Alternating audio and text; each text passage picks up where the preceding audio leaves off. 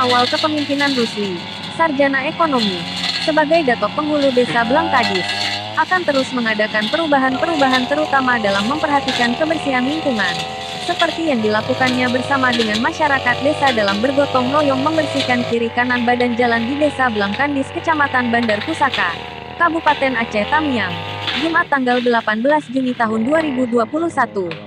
Terlihat kebersamaannya dengan para masyarakat. Rusli, sarjana ekonomi, tampak begitu bersemangat dalam bergotong royong. Mungkin inilah salah satu dari programnya dalam memimpin desanya. Bagi Rusli, kebersihan desa sangatlah penting karena ini sangat menunjang dalam meningkatkan kesehatan masyarakat. Lebih-lebih dalam masa pandemi COVID-19 ini sangatlah dianjurkan dalam menjaga kesehatan, baik kesehatan diri sendiri maupun kesehatan lingkungan. Pentingnya protokol kesehatan, seperti yang diterapkan oleh pemerintah, inilah yang memicu Rusli, sarjana ekonomi, untuk rutin mengajak masyarakat dalam bergotong royong membersihkan lingkungan desa di setiap hari Jumat. Dan harapan Rusli, kegiatan ini hendaklah menjadi rutinitas program desa sampai ke depannya nanti. Tim Media BK TV melaporkan.